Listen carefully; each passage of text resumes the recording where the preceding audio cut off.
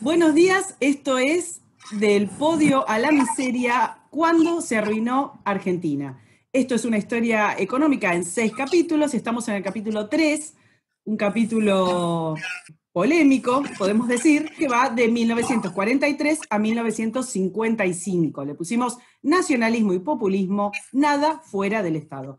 Tenemos 2 invitados de lujo, como siempre, los voy a presentar, tienen extensas bios que voy a leer.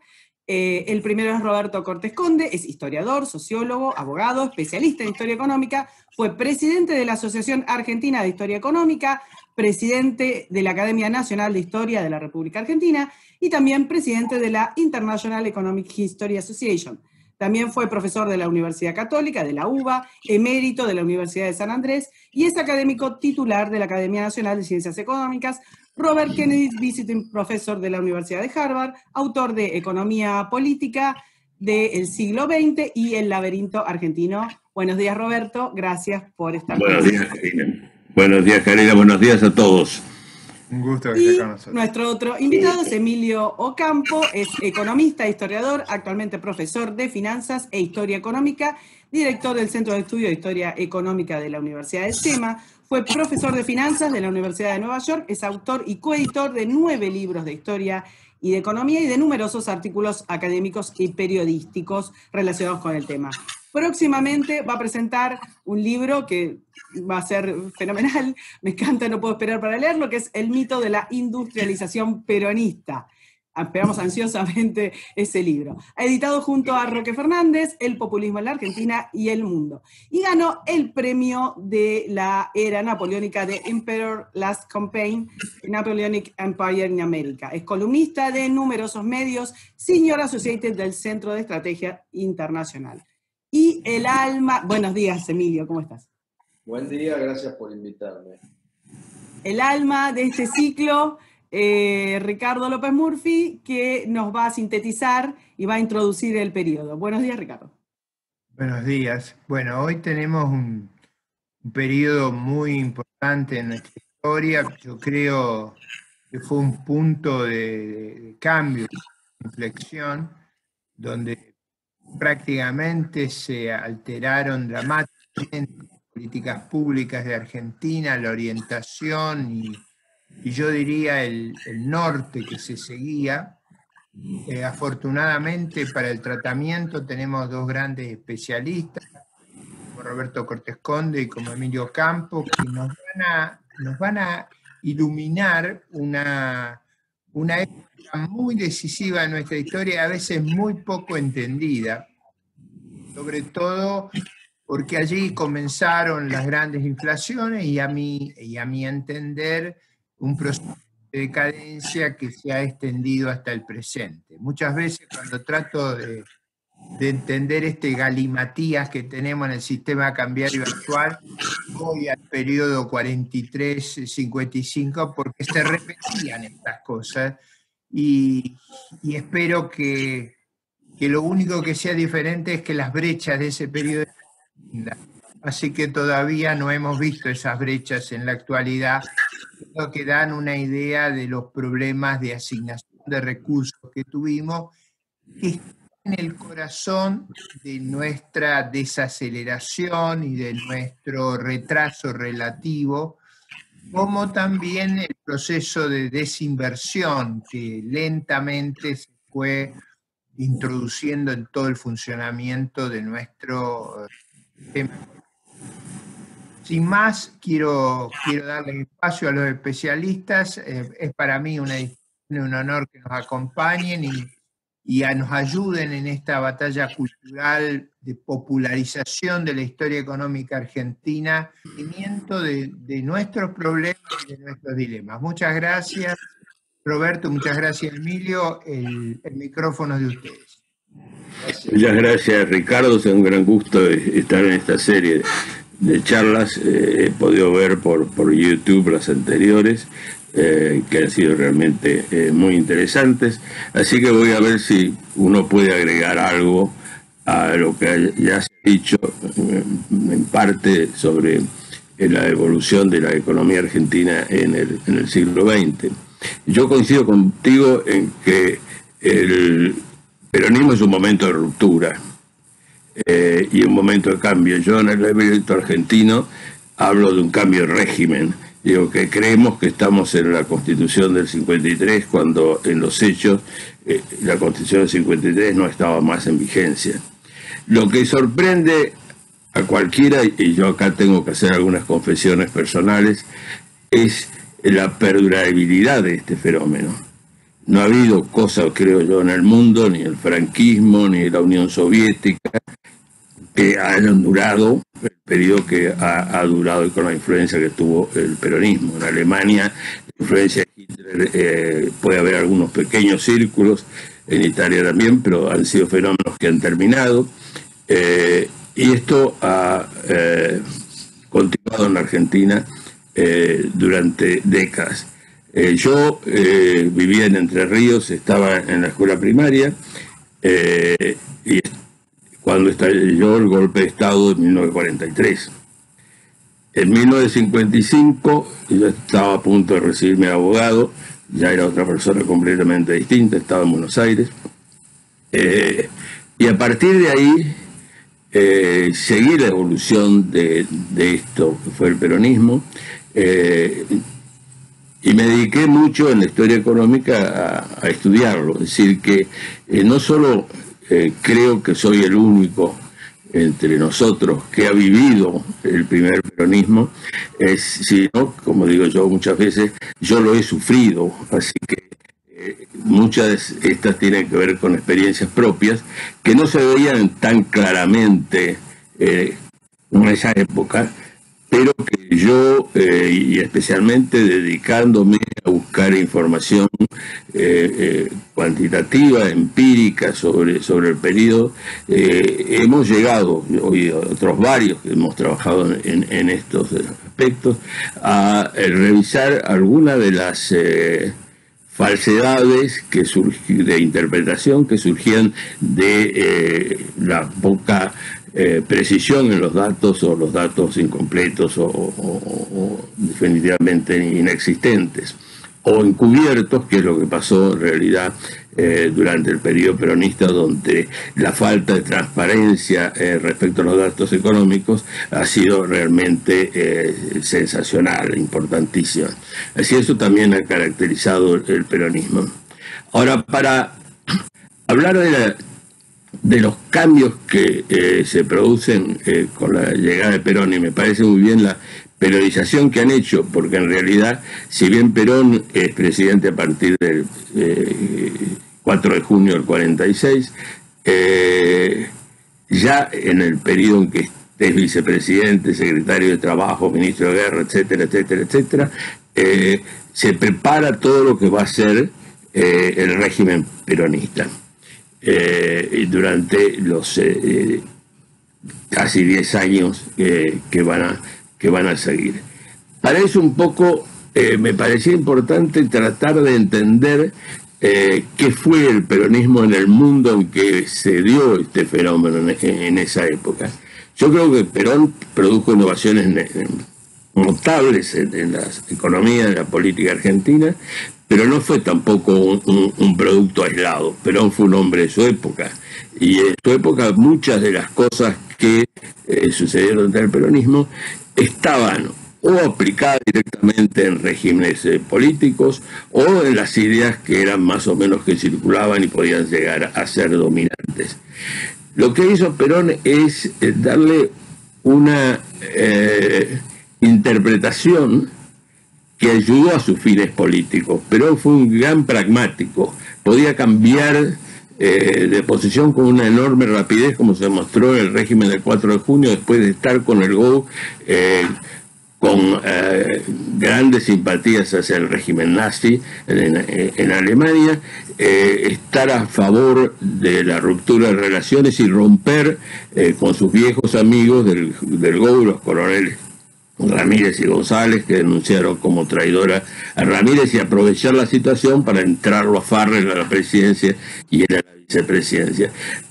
Perón podía cambiar rápidamente, pero tenía algunas ideas claves que eran parte de su formación y parte de las ideas de la época.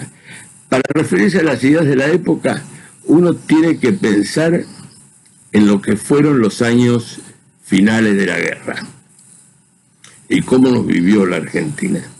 La Argentina no participó en la guerra, estuvo de algún modo más, digamos, simpatizante de las potencias del eje.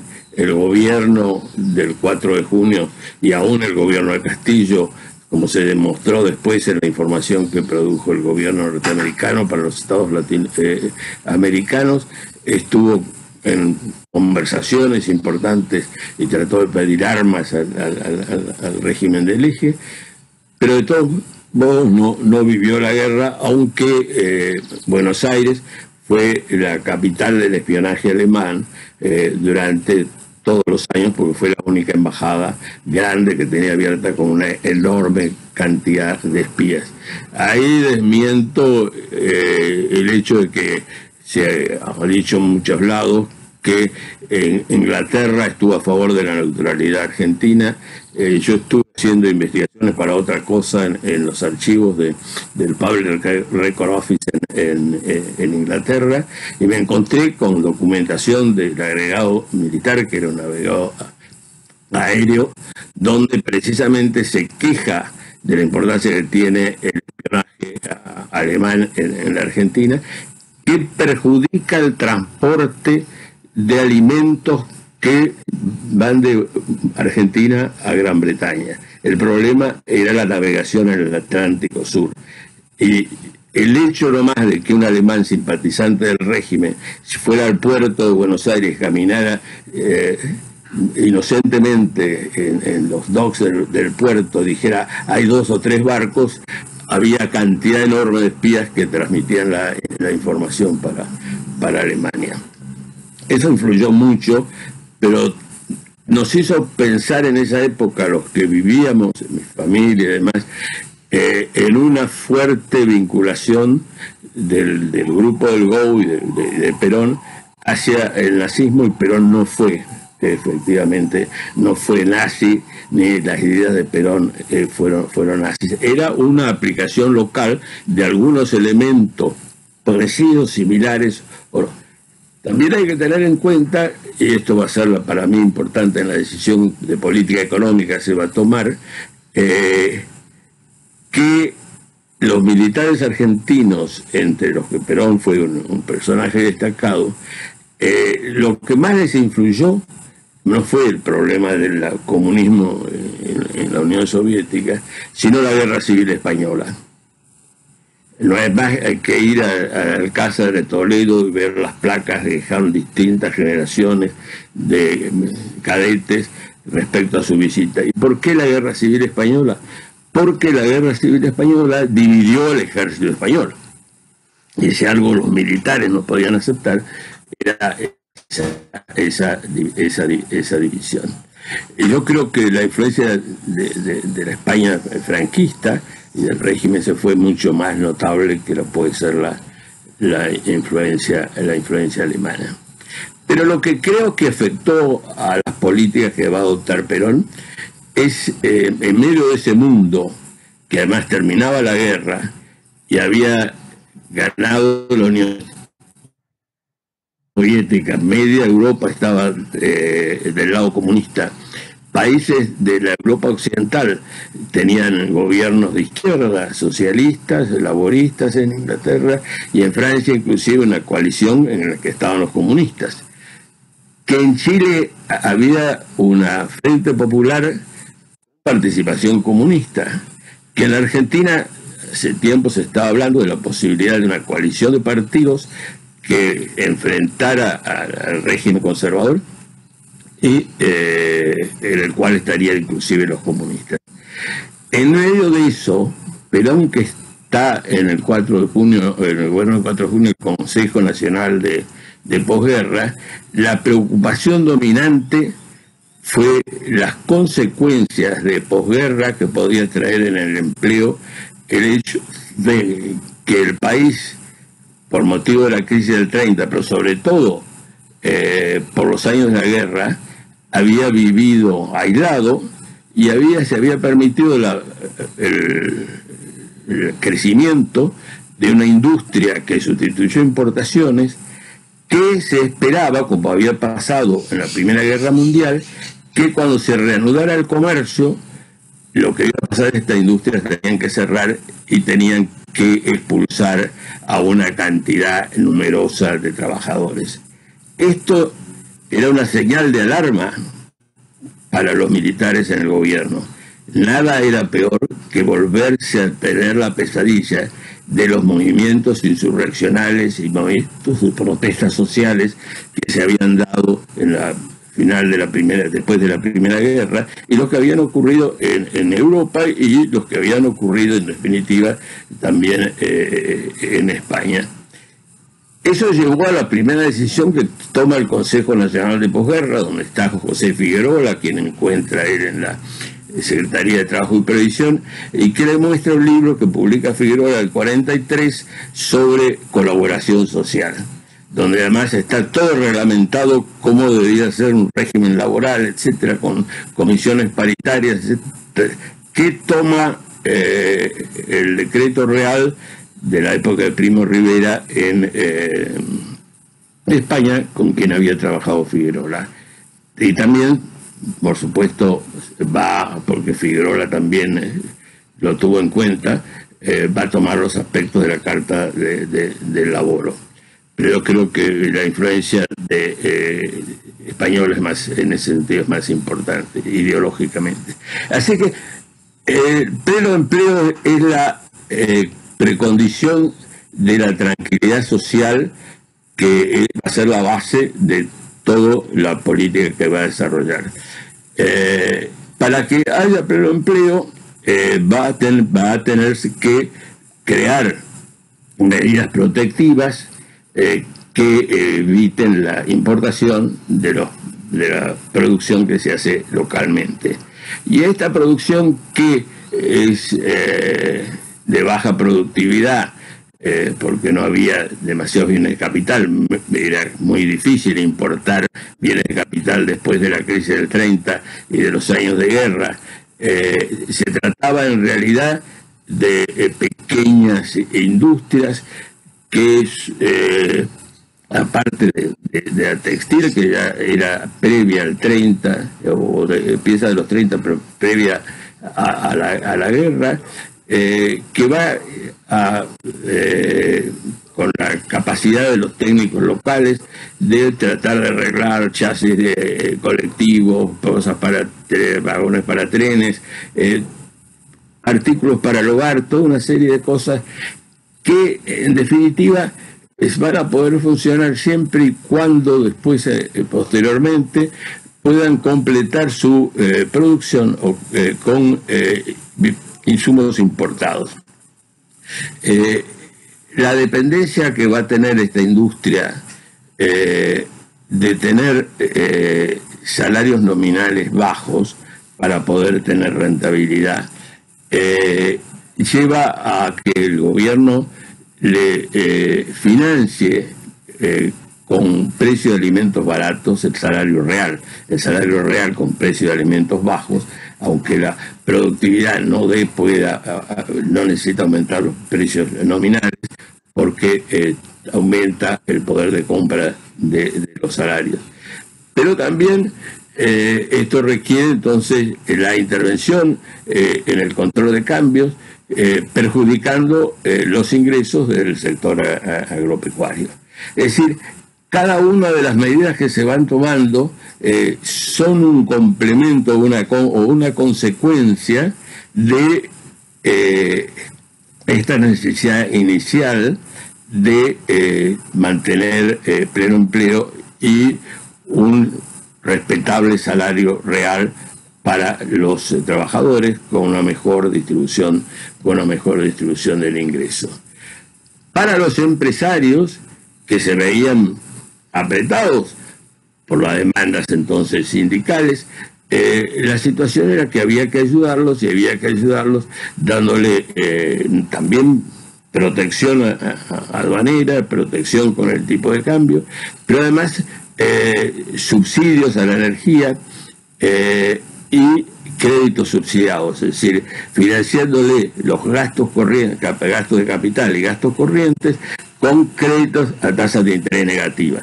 En realidad no solo es la industria que en esas condiciones que se había desarrollado en las épocas de guerra que va a ser apoyada para evitar su colapso, sino que se va a desarrollar sobre la base de la posibilidad de acceder a estos créditos y este apoyo gubernamental, nuevas fuentes de rentabilidad y de producción que va a desarrollar un grupo empresario enormemente dependiente de los favores del Estado.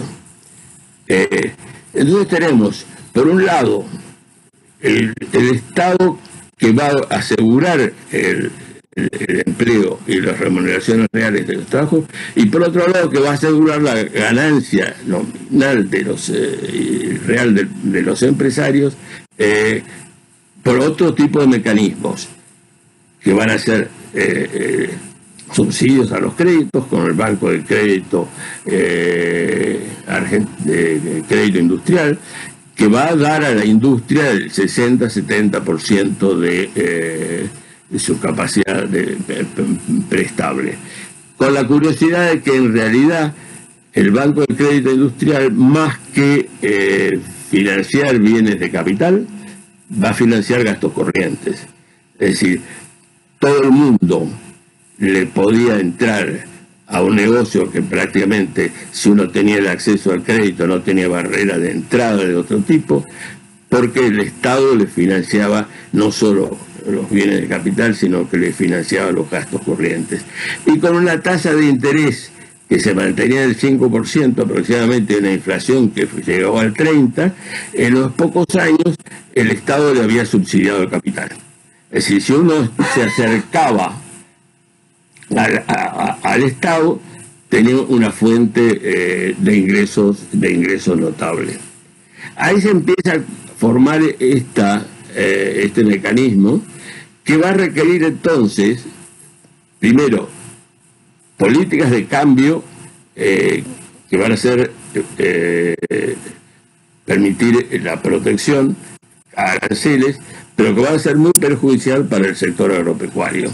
El sector agropecuario empieza a tener un fuerte estancamiento y de crecimiento, tanto es así que las exportaciones argentinas, de que en 1928 habían sido 2.000 millones de dólares corrientes, en 1963 recién pueden superar esos 1.000 millones de dólares, corrientes.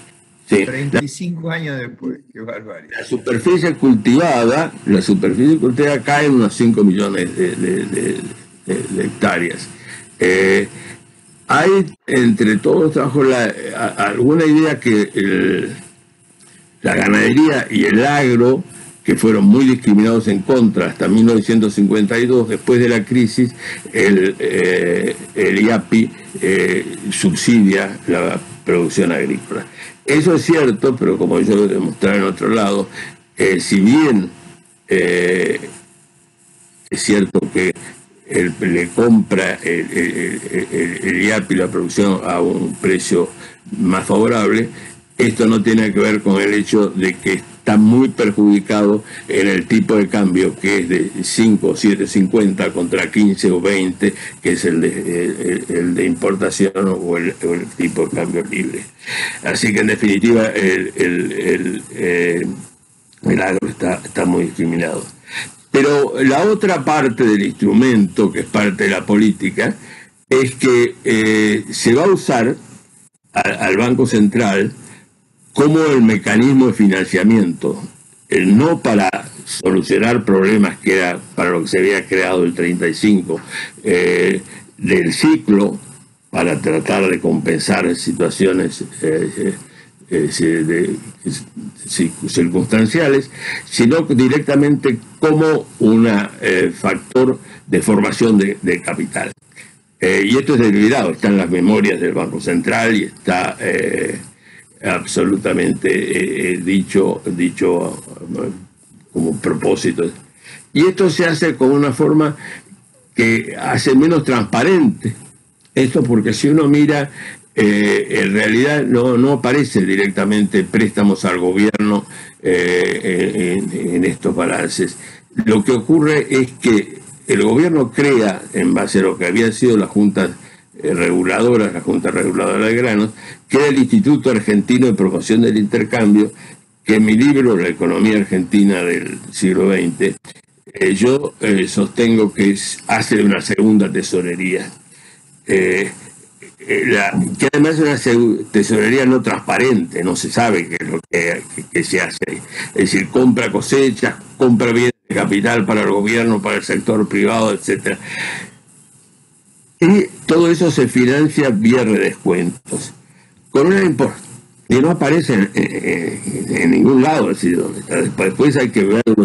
En el gobierno del 55, pues Eugenio Blanco hace un trabajo en donde aclara la parte que va a cada sector en lo que es el IAPI.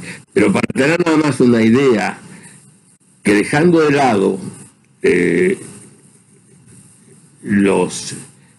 efecto que tuvo la inflación para disminuir esas deudas que tomó el IAPI, en 1957 era tal la cantidad de redescuentos no cobrables que tenía el Banco Central que el gobierno tuvo que poner un bono en los activos del Banco Central, porque estaba totalmente en patrimonio negativo, y poner un bono para reemplazar esos activos incobrables que equivalía a toda la circulación monetaria entonces. Qué barbaridad. Qué barbaridad. Ahora, yo acá vuelvo y me pregunto, Perón, en 1946 o 1944, 43, cuando empiezan a elaborar todo este plan, ¿tenía una idea de lo que estaba pasando? ¿Por qué fue tan fácil que esto se diera? Y la otra pregunta, a la cual me voy a detener un minuto más, es ¿por qué perduró tanto?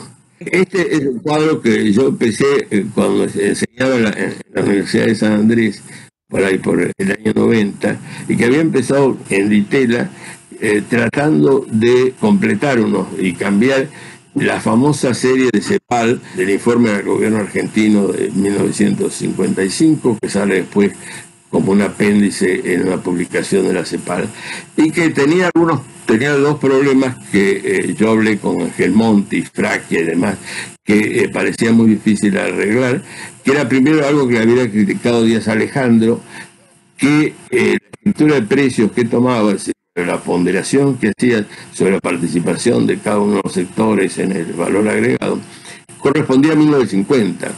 Para el periodo anterior a 1914, hasta 1930, parecía que primero en 1950 los precios estaban totalmente distorsionados, y yo en esto encontré un censo, el censo del 14, que tiene insumos, y que es realmente un censo maravilloso y con el cual trabajé, y lo puse a precios entonces de las ponderaciones del año 14, y me dio, por supuesto, que el agro tuvo una performance mucho mejor de lo que se suponía, cosa que además completé con otros datos que me permitieron irme atrás hasta 1875.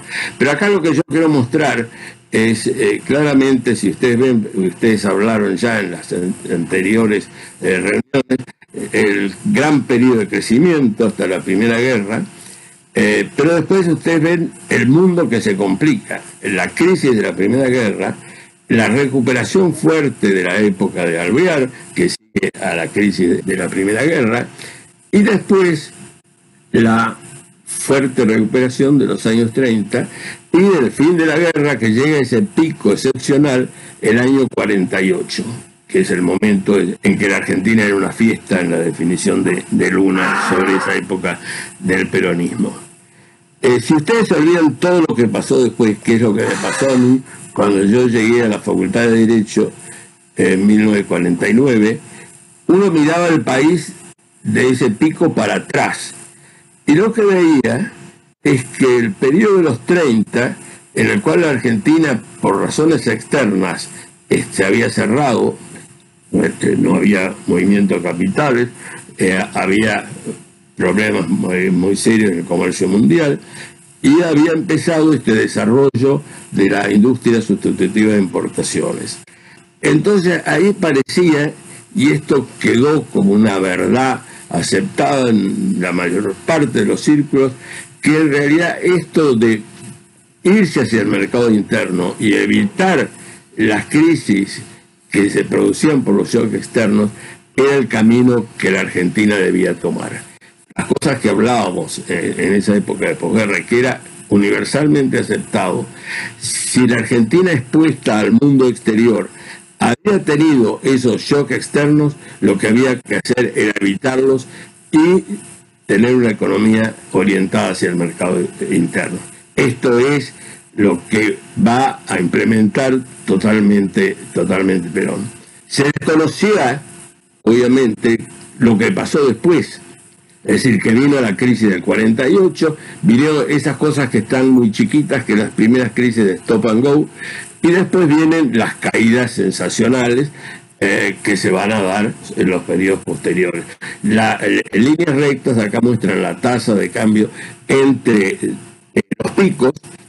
Muchos de los problemas a veces uno se encuentra, ustedes se encuentran comparaciones por periodos que depende también de qué año inicial y qué año final uno va a tomar.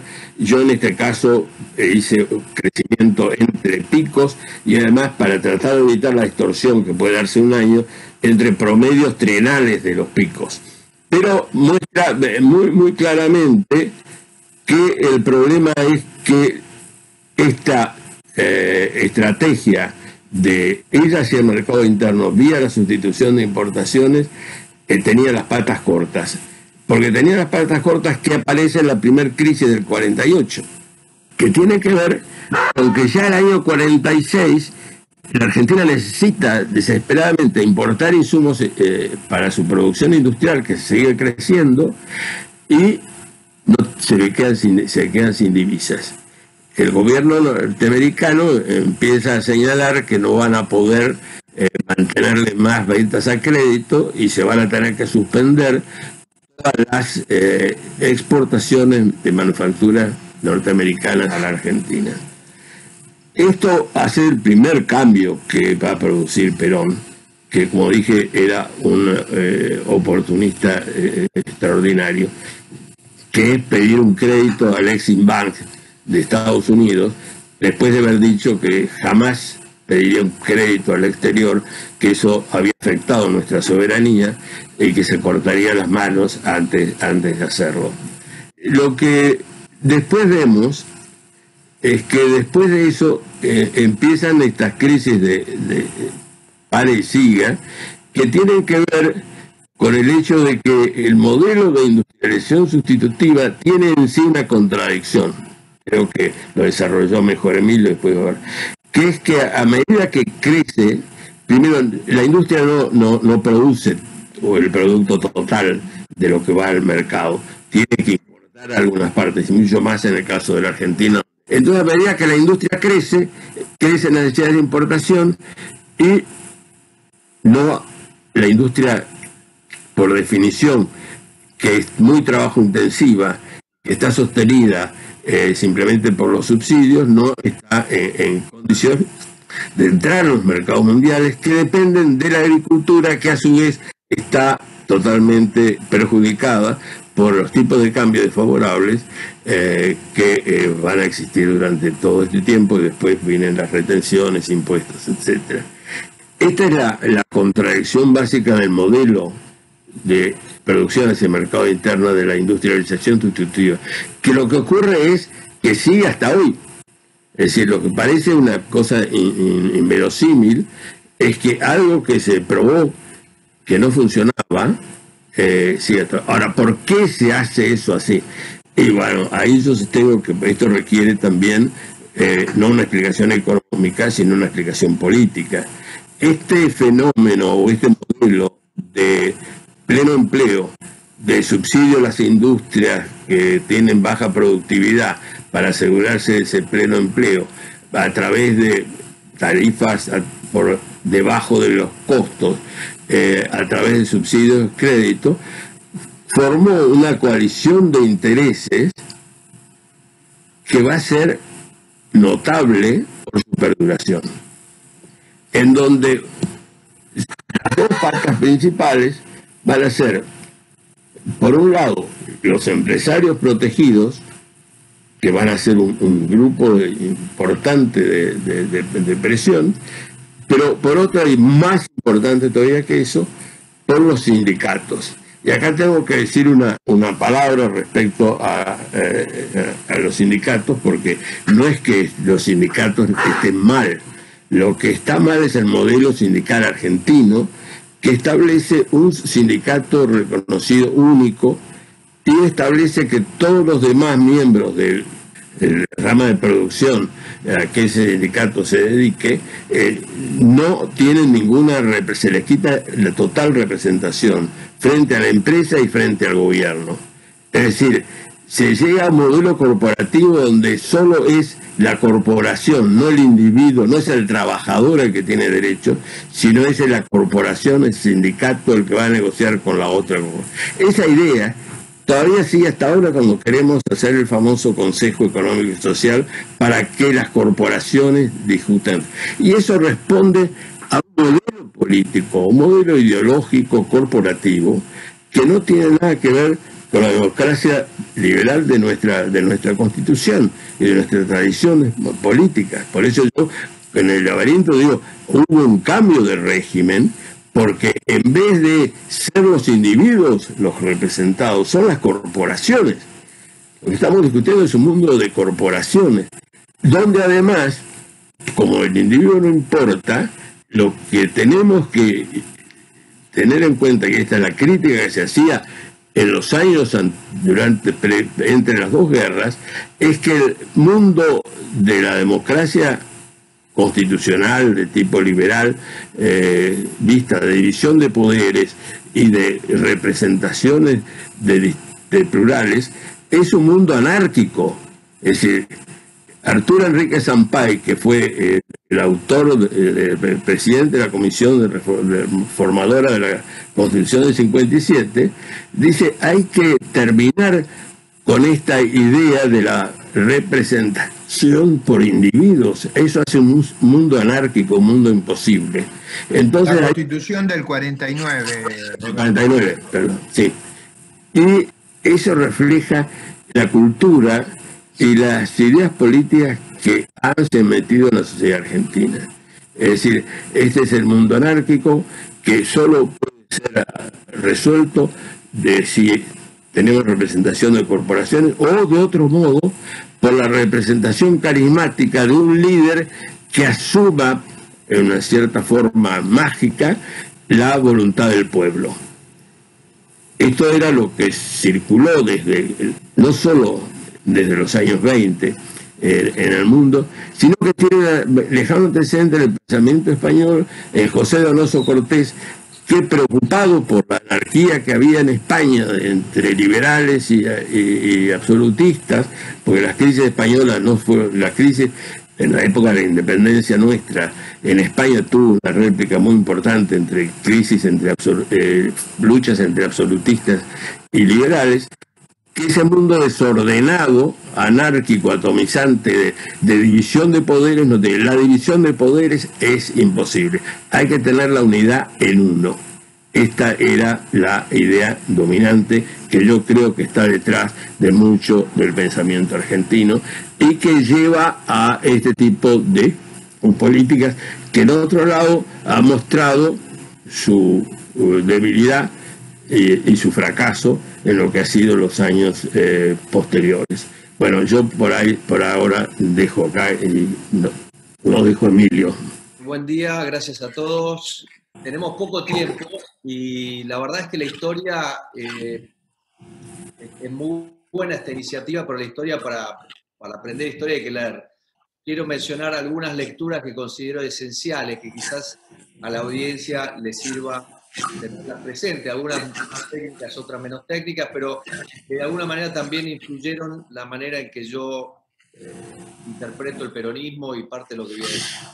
Así que les voy a mencionar algunas. La literatura sobre el peronismo es, como dijo alguna vez Vicente Massot, es una literatura oceánica, es decir, que hay de todo. Yo me voy a referir únicamente a algunos libros que creo esenciales. Empiezo con Félix Luna, que escribió una serie de libros que se titulan Perón y su tiempo, son 4 libros, se empieza con el 45, muy bueno para el periodo peronista. Juan José Sebrelli, Los deseos imaginarios del peronismo.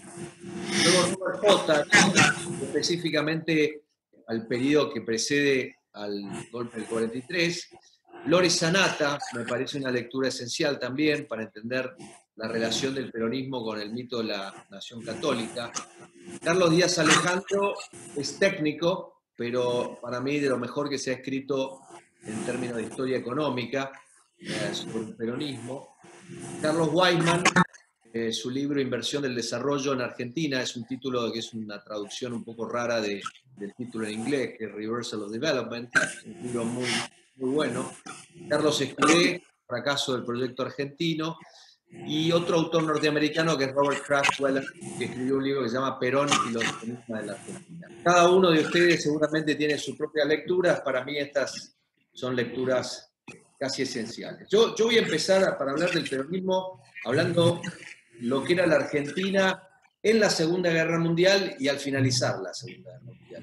Y voy a empezar con una cita de nada menos que Paul Samuelson, que fue Premio Nobel de Economía, que en una conferencia en México, en 1980, dice que cuando él termina la Segunda Guerra Mundial, él se consideraba un economista en el apogeo de sus capacidades analíticas como economista. Si alguien le hubiera preguntado qué país tenía más chance de crecer rápidamente después de la guerra, él dice que seguramente su respuesta hubiera sido Argentina en la ola del imperio. Ya hay una serie de razones por las cuales esto debería ser así, y luego reconoce a su audiencia qué equivocado hubiera estado.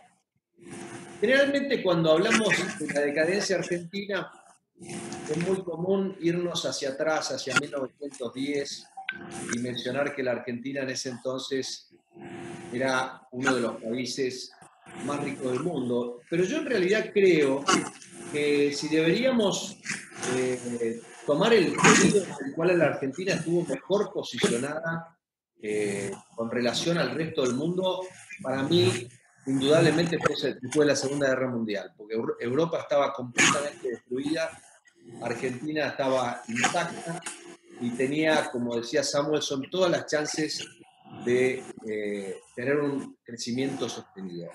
Argentina era el país líder de América Latina en todo sentido, no solo en tamaño de la economía, pero también, muy importante, en el sector industrial. Esta noción de que la industria recién empieza a tener importancia con el peronismo es una noción totalmente falsa. Argentina era el país más industrializado de América en términos del Producto Bruto Industrial, por lejos. Además, la economía era una economía que venía creciendo durante la Segunda Guerra Mundial, a diferencia de la Primera Guerra Mundial, que provoca una fuertísima recesión. Durante la Segunda Guerra Mundial se produce una expansión importante del empleo, de la ocupación, y algo muy importante que nuestros historiadores en general relativizan y le dan muy poca importancia, que es un auge fenomenal de las exportaciones industriales. Para que ustedes se den una idea, en el año 43, el 20% de la producción industrial de Argentina se exporta a Estados Unidos, se exporta a toda América Latina, se exporta a Sudáfrica, se exporta a numerosos países, lo cual permite diversificar el comercio exterior y obviamente mejorar la situación de divisas.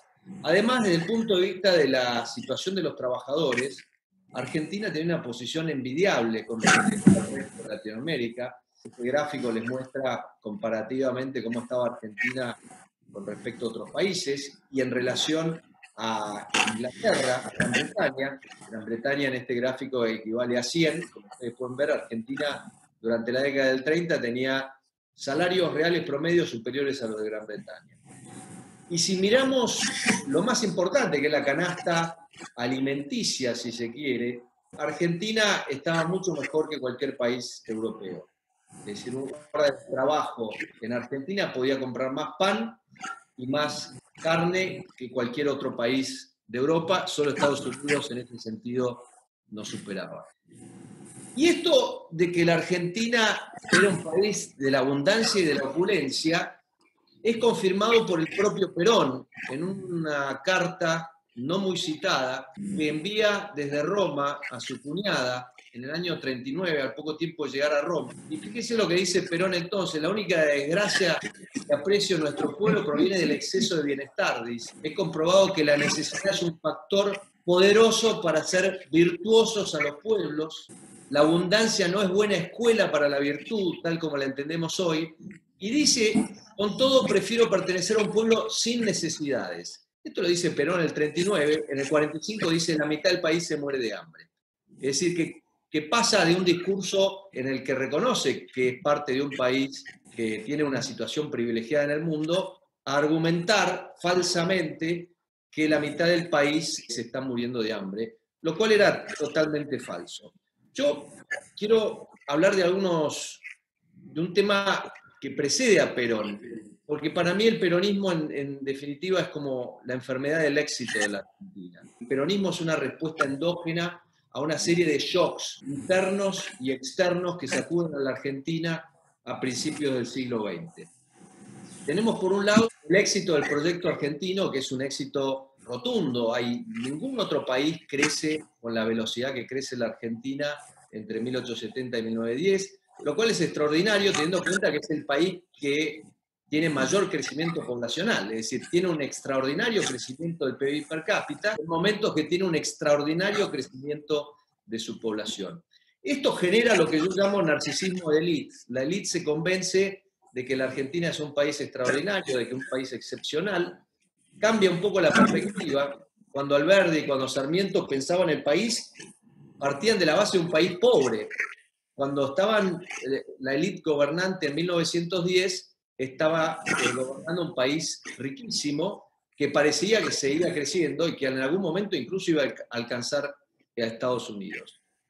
Este éxito extraordinario tiene otra consecuencia, no solo el narcisismo de la élite que se convence de que la Argentina es un país excepcional y que esa excepcionalidad y esa prosperidad se debe justamente a su historia, a sus orígenes, a su pasado militar, etc., sino también un aluvión inmigratorio. La Argentina es el país que más inmigrantes recibe en relación a su población. De los países de asentamiento reciente, es decir, Canadá, Australia, Nueva Zelanda, Uruguay, Estados Unidos, Argentina es el que recibe un shock migratorio más importante. Este shock migratorio genera un conflicto a la élite que ve una amenaza existencial a los valores, a la cultura nacional, y promueve una reforma educativa en 1908 que consiste en adoctrinar a las nuevas generaciones, los hijos de los inmigrantes, en una serie de ideas de lo que es la Argentina y su historia, que Carlos Escudé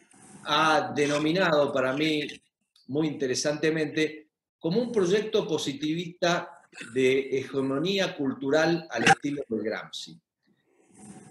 Al mismo tiempo que se produce esta batalla cultural para neutralizar, si se quiere, la extranjerización del país, se revaloriza de la conexión española, es decir, la batalla cultural incorpora algo que hasta ese entonces en Argentina no había sido importante, que es la hispanidad. Empieza todo este movimiento del hispanismo y después va a tener mucha importancia a medida que avanza el siglo XX. Este proyecto de hegemonía cultural lo que hace es adoctrinar al pueblo argentino del nacionalismo, lo que los psicólogos sociales llaman narcisismo colectivo maligno.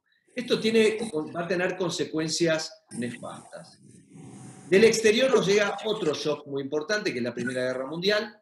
La Primera Guerra Mundial, como decía, había provocado una recesión brutal que retrotrae la Argentina a principios del siglo, y con la Primera Guerra Mundial viene otro shock que a mi modo de ver es el shock más importante que tenemos que tener en cuenta, que es la Revolución Rusa. Recordando también que la Revolución Rusa viene en dos etapas. La primera en 1905, que fracasa, provoca el exilio de muchos activistas revolucionarios, y luego la del 17. Algunos de estos activistas que se van del Imperio Ruso terminan en la Argentina. Simón Radovich, el asesino del coronel Falcón en 1909, es un ucraniano, un anarquista, que había emigrado después de la Revolución de 1905. La crisis, el desempleo que provoca la guerra mundial, la presencia de elementos anarquistas, todo eso lleva en 1919 a un episodio insólito en la historia de la Argentina, que es la Semana Trágica, que comienza a fines de 1918 y se extiende las primeras semanas de 1919.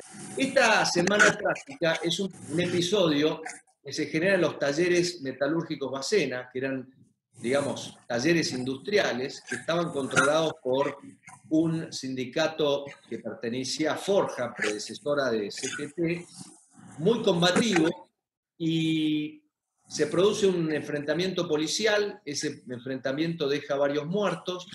Luego, cuando se hace la procesión funeraria al cementerio de la Chacarita, se producen nuevos incidentes.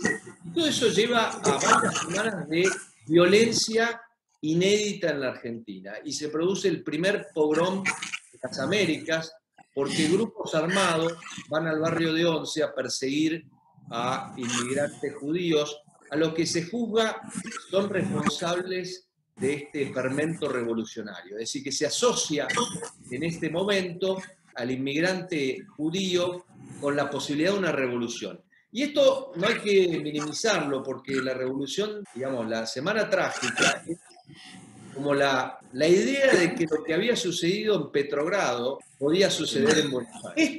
Este shock para la sociedad argentina es lo que Lori Sanata explica muy bien, que da lugar a la alianza entre la cruz y la espada. El ejército, que había sido liberal, que había sido masón, de repente se convierte en el aliado de la Iglesia Católica. Se crea el vicariato castrense y se empieza a introducir el adoctrinamiento de los oficiales del ejército por parte de sacerdotes católicos que están en el ejército. Al mismo tiempo, en Europa se produce la reacción contra la revolución bolchevique, y esa reacción viene en distintos envases. Viene por parte del fascismo, viene por parte del falangismo, viene por parte del nazismo, de la acción francesa de Marat. Todo eso influye sobre la Argentina, y el golpe del 30, de alguna manera, es lo que de alguna manera abreva todas estas cosas: el nacionalismo, el miedo a las masas, el miedo a la revolución. Y poco tiempo después se da otro shock internacional, que para mí es muy importante, que es la guerra civil, teniendo en cuenta que ya para entonces la sociedad argentina había asumido su rol como defensor de los valores de la hispanidad. La sangrienta guerra civil española tiene un impacto fortísimo sobre la élite, tiene un impacto muy fuerte sobre la iglesia, tiene un impacto muy fuerte sobre el ejército, y al poco tiempo comienza la Segunda Guerra Mundial. Y al comenzar la Segunda Guerra Mundial, básicamente se dan otra serie de factores que contribuyen al golpe del 43, que es el origen del peronismo. Uno de estos factores, a mi juicio, es la alianza de Brasil con Estados Unidos, que pone a los militares argentinos en una situación de casi paranoia de que la supremacía argentina estaba en riesgo. Yo creo que tenemos que tener claro, y Roberto lo mencionó, que el peronismo empieza en el 43. Perón es no solo cofundador y líder del Grupo de Oficiales Unidos con el coronel Enrique González, también conocido como Gonzalito. Ellos son uno de los grupos que promueve el golpe militar del 4 de junio y que toma el control una vez que se crea el nuevo gobierno, que lo desplazan a Rawson y lo ponen a Ramírez como presidente. Ocupa un rol central en el gobierno militar porque es secretario del Ministerio de Guerra. Eso le permite controlar al ejército. Todas las comunicaciones con el ejército controla él. El ministro de Guerra es Farrell, con lo cual ya se establece la relación de Perón con Farrell, y Farrell básicamente hace todo lo que Perón le dice que tiene que hacer, y luego a partir de noviembre del 43, que se convierte en secretario de Trabajo, agarra el Departamento de Trabajo, que era un departamento del Ministerio del Interior, y lo convierte, le da categoría de gabinete, y luego, a partir del golpe palaciego de febrero del 44, Perón es vicepresidente, ministro de Guerra, secretario de Trabajo, director o presidente más bien del Consejo Nacional de Posguerra. Es decir que Perón es el factor de la dictadura militar y así lo perciben Estados Unidos e Inglaterra.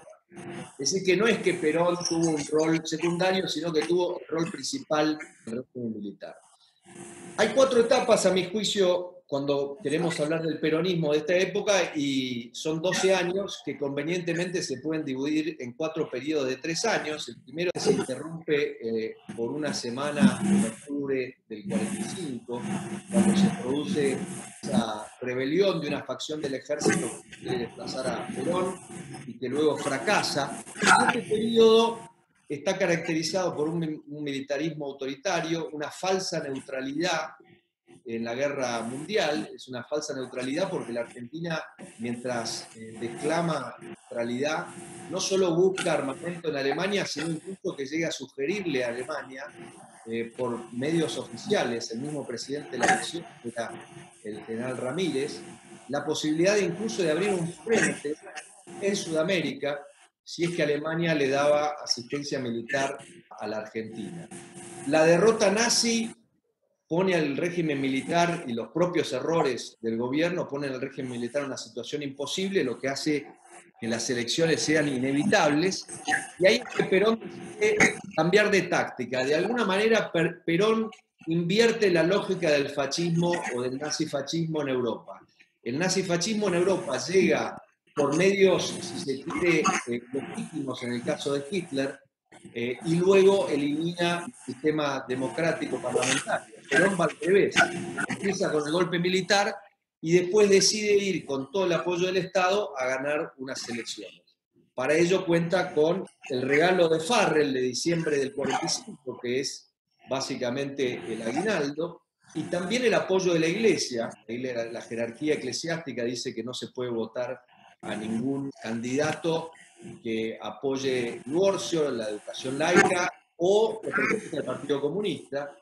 Y otro regalito, la intervención de Braden, que viniera un embajador norteamericano y se metiera en la política argentina, era lo peor que se podía hacer, lo que podía evitarse era que Perón fuera presidente. Perón se aprovechó de esto, ganó las elecciones, impuso un sistema que yo llamo sindicalismo corporativista, y a partir de entonces lanzó esta apuesta populista que duró 2 años y que terminó en una crisis. Luego venimos un periodo de ajuste de política y de economía, con la nueva constitución, la persecución de los opositores, un descontento creciente, estancamiento de la economía, caída del salario real, aumento de la inflación, que Perón, una vez que gana las elecciones del 51, que las adelantas 4 o 5 meses porque la economía ya no daba para más, se adelanta y una vez que las gana anuncia su plan de ajuste, y ahí viene el cuarto periodo del peronismo, y son muy distintos estos periodos, por eso creo que es importante destacarlo, porque decimos el peronismo del 43 al 55, es un animal camaleónico que va cambiando. Del 53 al 55 Perón cambia notablemente, cambia una cosa fundamental, que es el enfrentamiento con Estados Unidos, lo ve al general Eisenhower, que asume en 53 como un par, como un general con el cual se puede entender. Eisenhower manda a su hermano a la Argentina para hablar con Perón. Ahí empieza la etapa pragmática de Perón. Perón empieza a hablar de la productividad, empieza a hablar de la necesidad de las inversiones extranjeras, empieza a convertirse en un Perón distinto, que parece que puede ser el Perón que puede meter en caja, puede cerrar la caja de Pandora que había abierto en el periodo 46-49, pero al mismo tiempo sufre de lo que yo llamo mesianismo y la psicosis narcisista, que lo lleva a un conflicto totalmente innecesario con la Iglesia Católica, que en definitiva termina en su derrocamiento. Entonces, si vamos al peronismo, yo creo que, y esto lo ha mencionado Roberto, que lo que tenemos es una confluencia de ideas e intereses. Perón empieza con una serie de ideas, muchas de ellas que estaban flotando en el aire, que eran el zeitgeist del momento, una melange, si se quiere, de cosas distintas. Carlos Weisman habla de un conocimiento político erróneo de las élites y de los militares en aquel momento, que los lleva a hacer un diagnóstico erróneo de la situación nacional e internacional.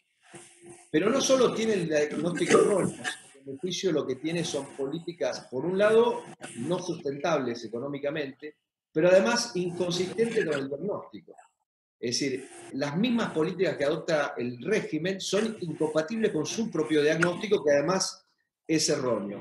Si a eso le sumamos el despilfarro y la corrupción, más la básicamente lo que conseguimos es lo que nos dejó el peronismo, que es crisis y estancamiento. Las políticas que se fundan en estas ideas equivocadas generan una trama de intereses que hace muy difícil que la Argentina pueda salirse de este sistema. Es decir, a diferencia del sistema comunista, que el peronismo viene a, de alguna manera, neutralizar la amenaza de un sistema comunista, el sistema comunista tiene como principal interés la nomenclatura que gobierna. En la Argentina el peronismo genera una trampa de intereses muy poderosa que hace muy difícil luego reformar ese sistema. Creo que es importante destacar, cuando hablamos de las ideas erróneas, qué es lo que piensa el Perón del 43. El Perón que llega al poder en el 43, un hombre ya pasada la mediana edad, un poco unos 53 años, y llega a la política con un diagnóstico ideológico que es, a mi juicio, se puede resumir en estas 4 puntos. La primera es que el capitalismo fue impuesto por intereses foráneos, contrarios a los intereses del pueblo argentino. La segunda es que el comunismo es el hijo bastardo de las injusticias del capitalismo, de alguna manera, y que hay comunismo porque el capitalismo genera injusticias. También que la democracia viene siendo funcional al comunismo, y esto creo que surge un poco por la experiencia que habían visto en España con el Frente Popular, y luego la idea de que el ejército es una élite autónoma dentro del Estado y es el verdadero defensor de los intereses supremos de la nación. Estos son los conceptos básicos que los llevan a Perón, logia del GO y al golpe militar. A esto le sumo lo que yo llamo el diagnóstico coyuntural, y para mí el diagnóstico coyuntural es, hay 2 amenazas existenciales que enfrenta la Argentina.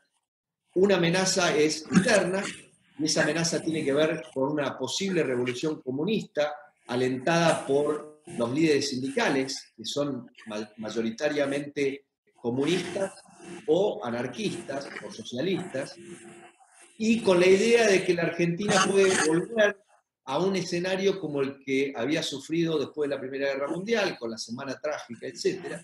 Y la amenaza existencial externa, ¿cuál es? Brasil. Brasil, que le empieza a disputar la supremacía regional a la Argentina. Y la Argentina no puede soportar, o la élite argentina, los militares argentinos no pueden soportar que sus pares brasileños estén consiguiendo el mejor armamento, más sofisticado, gracias al programa Lend-Lease de Roosevelt, y que ellos siguen con armamento anticuado. Estas 2 amenazas, a mi juicio, son las que explican el golpe militar del 43, que está orquestado por Hugo. Con ese diagnóstico llega al poder, y una vez en el poder, lo que el peronismo se convierte es en un cóctel ideológico que se nutre de varias corrientes distintas. Por una parte el socialismo, por otra parte de la doctrina social de la Iglesia, por otra parte del keynesianismo, elementos del keynesianismo que estaban ya flotando en el aire en Europa y que obviamente llegan a nuestras tierras. Recordemos que entre los miembros del grupo que redacta el primer plan quinquenal estaba Carlos Moyano Llerena, que venía de estudiar en Oxford, donde estaba muy viva y muy fuerte la influencia keynesiana, y la idea era como un keynesianismo católico que empieza a generarse dentro de ciertos grupos asociados a Alejandro Bunge, que había muerto un mes antes del golpe del 43. Luego tenemos el nacionalismo, el fascismo que viene de Europa.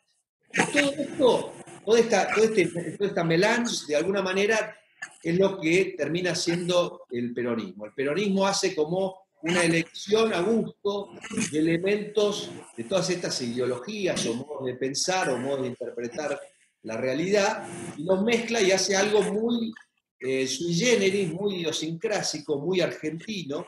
Si Keynes hubiera visto lo que se hizo acá y su nombre, se hubiera escandalizado, pero el régimen muchas veces decía que sus políticas eran keynesianas. Recuerdo una entrevista de Gómez Morales en la que hablaba sobre este tema y decía que la etapa keynesiana del peronismo había sido la etapa bajo Miranda, por ejemplo. Y la verdad que, como hemos hablado con Roberto en otras ocasiones, si fue algún keynesianismo, fue un keynesianismo berreta. Termina imponiendo en la Argentina un fascismo que le queda a Rengo. Fascismo se ve como, Mussolini se ve como el conductor de un carruaje de la nación, estirado por dos caballos, uno es el capital y otro es el trabajo. Tanto Mussolini como Hitler logran en sus respectivos países hacer un sistema en el cual logran incorporar a la élite empresaria, al establishment empresario, logran el apoyo del establishment. Perón en la Argentina no lo logra. Perón se enfrenta con el establishment empresario y entonces queda un corporativismo Rengo, porque el empresariado que se une al peronismo no es representativo de la élite empresaria que operaba en la Argentina antes de la llegada del peronismo. Gente como Torcuato de Itela era totalmente antiperonista, a pesar de que luego es uno de los principales beneficiarios de las políticas peronistas. Hay dos personajes que son importantes en la etapa central del peronismo. La etapa del 46 al 49 es la etapa donde tenemos el peronismo, que es el peronismo de la fiesta, ¿no? Que es el título de ese libro de Félix Luna que dice: la Argentina era una fiesta. La Argentina es una fiesta insostenible. Pasa al país de ser el quinto país en términos de reservas internacionales a nivel mundial a básicamente no tener prácticamente oro en el Banco Central en un lapso de 3 años. Una cosa inédita en la historia de la economía mundial, una cosa inédita en la historia de la economía argentina. Bueno, hay dos individuos que son claves en esto.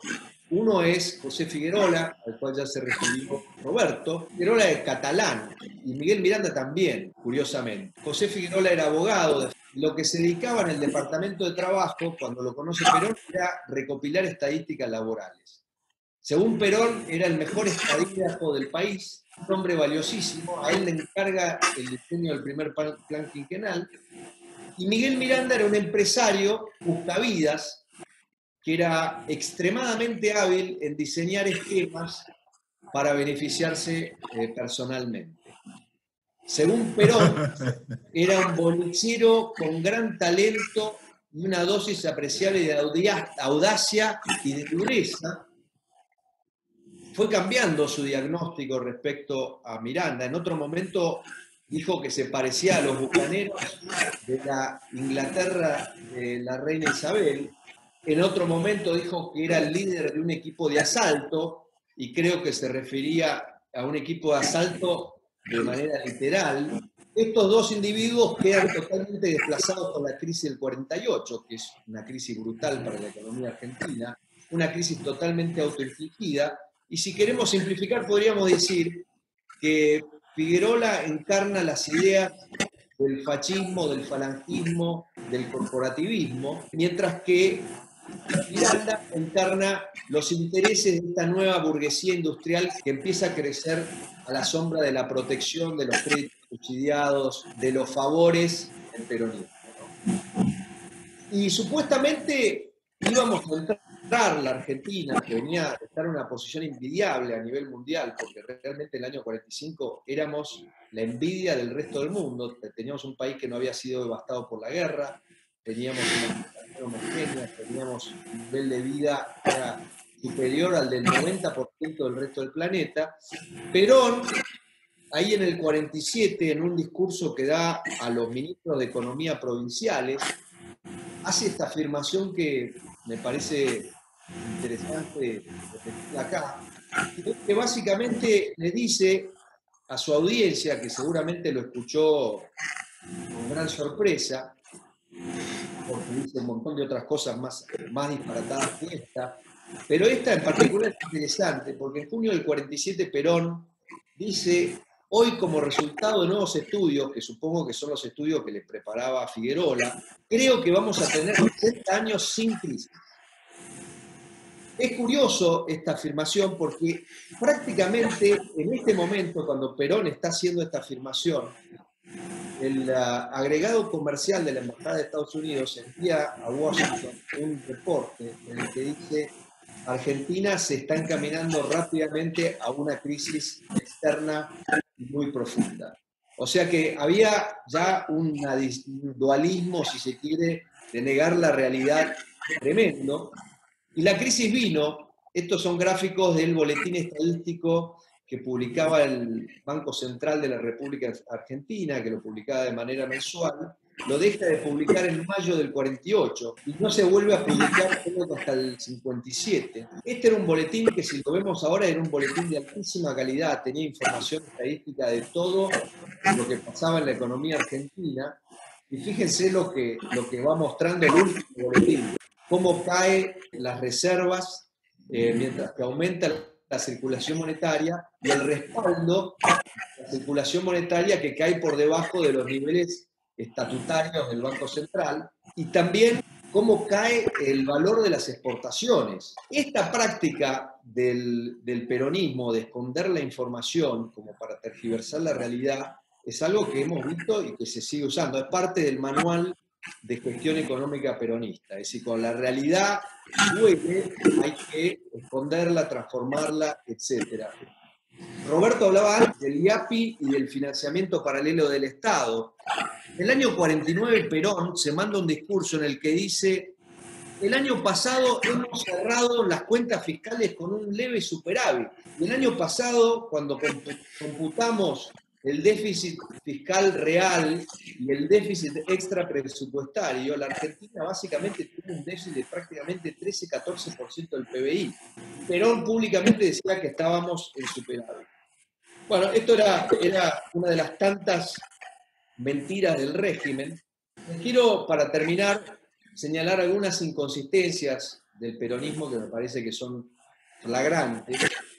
Primero, el tema de la retórica anti-inglesa, de identificar a los ingleses como un ogro, pero después negociar un acuerdo con Inglaterra que era prácticamente leonino: comprar estos ferrocarriles a un precio ridículo, estaban recontra amortizados. Es decir, le salvamos a los ingleses un montón de problemas y le ayudamos la situación externa de Gran Bretaña. Al mismo tiempo, también Perón se embarca en esta retórica, pero en este caso no solo es retórica, sino también hechos concretos que son lesivos a los intereses de Estados Unidos, y resulta que Estados Unidos no solo es la primera potencia mundial, sino que es el principal socio comercial de la Argentina, y las mayores importaciones del año 46 y 47 vienen de Estados Unidos, que es el proveedor principal de maquinaria, de equipo, de tecnología, necesarios para desarrollar una industria, que supuestamente es el objetivo del régimen. Además, que va a rescatar a Europa de su estancamiento con el Plan Marshall. Es decir, vamos a patentear a quien nos puede ayudar a nosotros a crecer más rápidamente, a industrializarnos más rápidamente. Luego tenemos la retórica de la política antiagraria, que también tiene una consecuencia elemental, que es caída de la producción agropecuaria, caída de las exportaciones y obviamente el famoso estrangulamiento de divisas. La política supuestamente pro-industrialización, mientras que se divorcian salarios de productividad, que es elemental para el proceso de acumulación de capital. Destruir básicamente al sector exportador industrial con el control de cambios. Había mencionado antes que en el 43 la industria argentina exportaba 20% de su producción. Rápidamente dejó de hacerlo porque el dólar al cual tenía que retirar divisas hacía que fuera imposible, especialmente con los aumentos de salarios nominales que había acordado Perón, y además porque el mercado local se convertía en un mercado cautivo en el que era más fácil competir y generar ganancias, y genera esta idea de la mentalidad buscadora de renta. Luego tenemos el programa de la justicia social, se crea el sistema jubilatorio, pero se diluyen los ahorros del sistema jubilatorio porque el sistema jubilatorio se convierte en una caja para el gobierno, algo que también hemos vuelto a ver en épocas más recientes. Se colocan en las cajas de jubilación títulos públicos al 3,5% cuando la inflación está por encima del 20%. En un lapso de 5 años básicamente se licúa el capital. O sea que lo que se ganaba por el aumento de salarios nominales se perdía en las jubilaciones. Otra de las inconsistencias de la industrialización peronista, se la muestro en este gráfico, esto es la producción de acero de Brasil dividida la producción de acero de la Argentina. Fíjense ustedes cómo la superioridad de Brasil va cayendo del 39 al 45, y la producción de acero en la Argentina en ese entonces fundamentalmente en manos de empresas de capital privado, parte por medidas que adopta el gobierno para promover la importación de chatarra, y en parte por las necesidades internas de la economía en momentos que no se podía exportar de afuera. Bueno, Brasil nos vuelve, a partir del 45, vuelve a retomar su superioridad en el sector siderúrgico, que supuestamente es la base de todas las industrias. Lo hace de Estados Unidos, porque la planta de Volta Redonda de Brasil es financiada, diseñada por Estados Unidos, con préstamos del Exim Bank. Y la otra inconsistencia que ven ahí es el tema de las exportaciones industriales. Esta línea de color bordeaux, que está en el eje de la derecha, muestra qué porcentaje de las exportaciones argentinas venían del sector industrial. Básicamente lo que hace Perón, en definitiva, es reforzar lo que él supuestamente venía a eliminar, es decir, el modelo agroexportador. Lo que hace es hacer que el agro sea imprescindible para financiar una industria ineficiente. Ese es el modelo en el cual vivimos desde el año 96 en adelante. El divorcio entre salarios y productividad tiene su impacto también sobre la inversión, y se puede ver muy fácilmente en las comparaciones con otros países de América Latina, qué países crecieron su industria más rápidamente y cómo fue la relación entre salarios y productividad. La Argentina fue el país en el cual básicamente los salarios crecieron más por encima de la productividad. Si miramos la evolución del PBI industrial per cápita a lo largo de todo este periodo y comparamos Cono Sur, Argentina claramente quedó retrasada. Más allá de toda la retórica de la industrialización, terminamos en el 55 prácticamente donde estábamos cuando Perón empezó su experimento. Es decir, que perdimos una extraordinaria oportunidad. Y si miramos al sector agropecuario, tan castigado por el régimen peronista, fíjense ustedes qué pasa con el sector agropecuario en otros países. Supuestamente el sector más retrógrado de la economía. Brasil, durante este periodo, crece su sector agropecuario a una tasa mucho más alta que la Argentina. Es decir, que la idea de que había una dicotomía entre agro e industria es una idea falsa, como lo demostró también Carlos Díaz Alejandro. En definitiva, lo que el peronismo representó fue la mejor oportunidad histórica que tuvo la Argentina para transformarse en una economía industrializada, moderna, con una democracia liberal. La perdimos en el año 45, 46 si se quiere, en la selección del 46.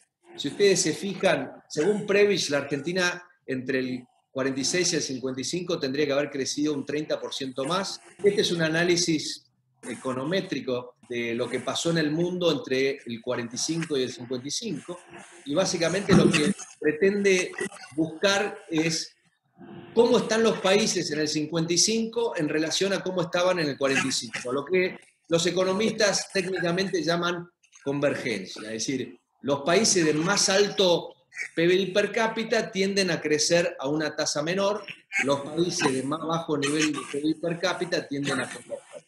Bueno, según este análisis, en el 55 el PIB per cápita de la Argentina fue un 20% más bajo de lo que debería haber sido. Díaz Alejandro tiene un cálculo estimativo también que pone la pérdida potencial en prácticamente 20%. El modelo de Cavallo y Mundlach también llega a una conclusión, o sea que la Argentina se perdió de 20 a 30%, pero eso no fue el único problema, porque un país puede dejar de crecer y luego volver a crecer. El problema es que el legado del peronismo fue lo que los economistas llaman la dependencia de trayectoria. El cambio de régimen al cual se refería Roberto fue un cambio inamovible. O sea, una vez que nos pusimos en esta otra trayectoria, fue imposible salirse de ella, y con el paso del tiempo, el sistema que Perón había intentado imponer, que era el corporativismo de los grupos empresarios y los sindicatos, se termina de consolidar. Se termina de consolidar con los gobiernos que vienen después de Perón.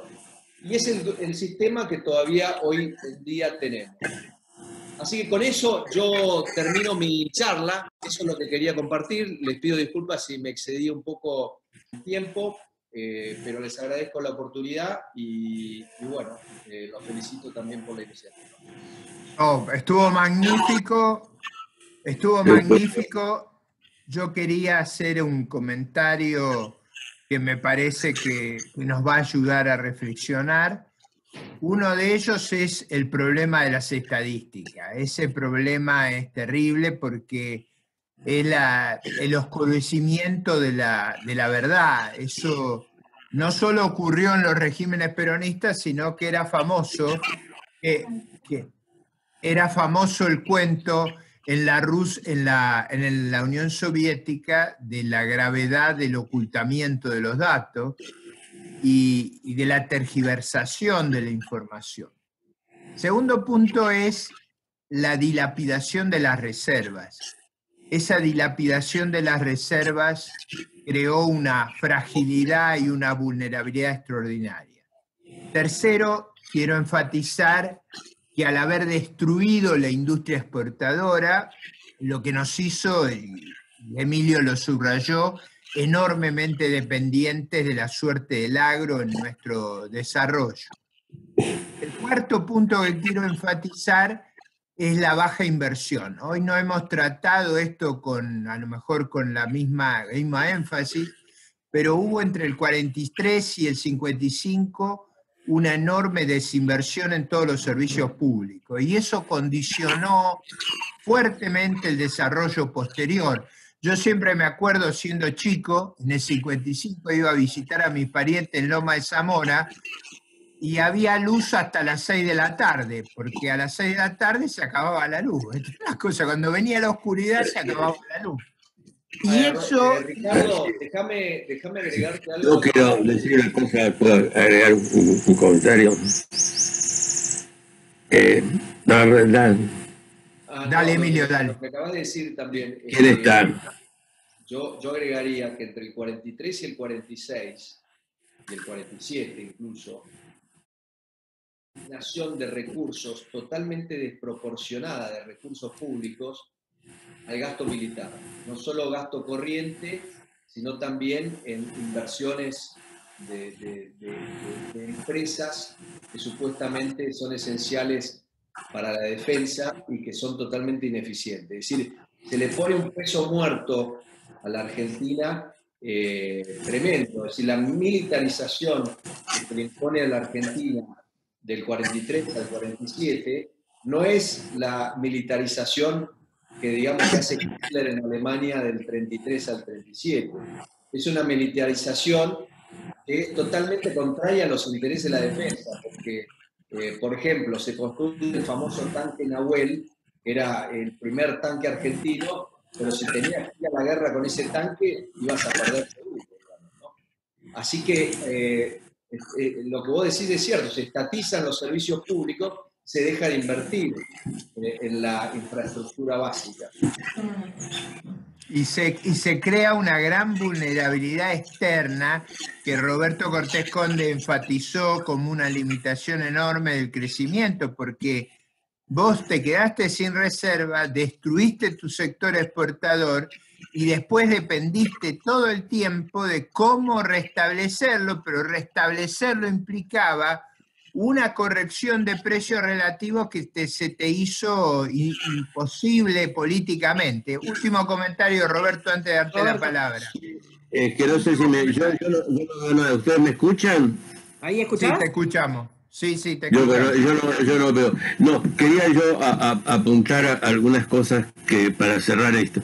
Primero, que creo que el peronismo fue un partido que nació del poder y perduró desde el poder. Y creo que esa es una de las características fundamentales que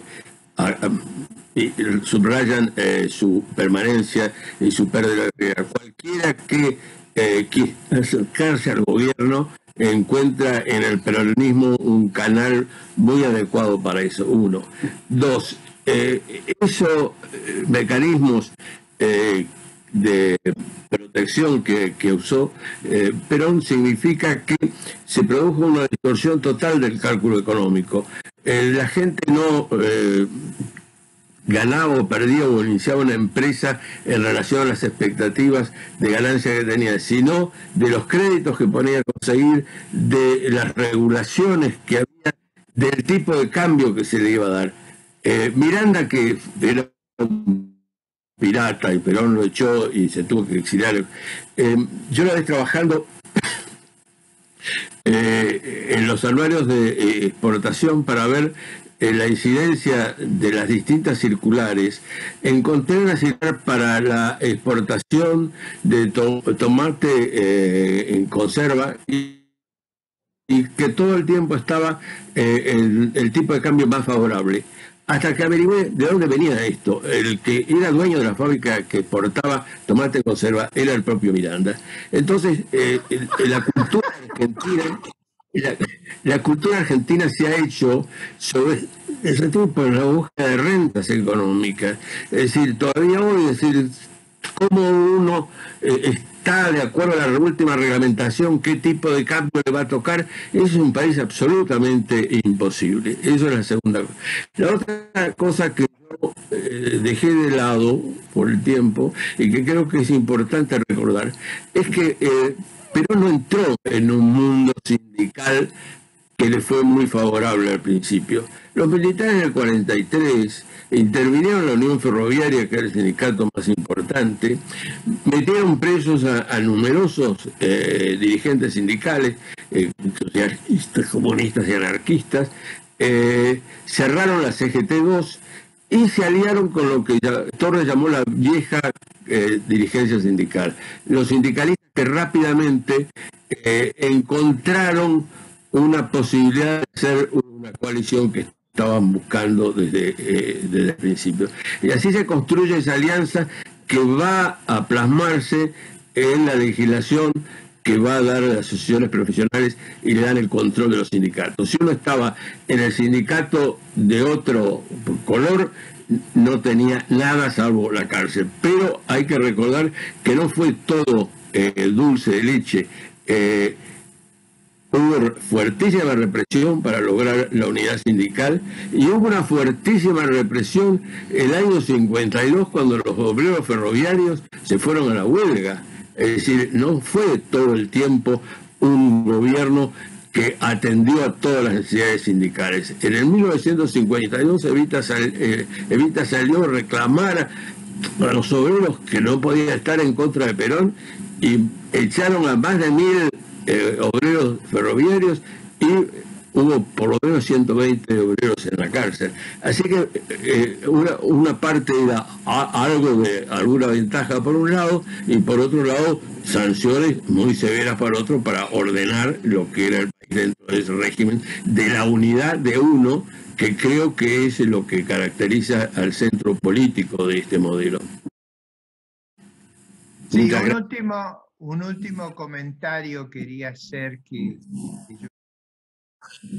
que refleja toda esta época, que tiene que ver con lo que Emilio llamaba el narcisismo, es decir, el culto de la personalidad. El culto de la personalidad creció a niveles exóticos, es decir, no solo en los libros de lectura, en los monumentos, en los nombres de las provincias, es decir, era una cosa increíble el culto a la personalidad y digamos, la desproporción que eso asumía en la cultura popular. Prácticamente uno no podía exponer públicamente sin homenajear al presidente de ese entonces y a la jefa espiritual. Y ese clima de degradación del uno solo, de esa idea Donoso, Smith, Laclau, genera toda esa degradación de la cultura de la tolerancia y de la cooperación tan propia de una democracia republicana, donde la convivencia y la concordia son insumos decisivos. Muy bien, Karina.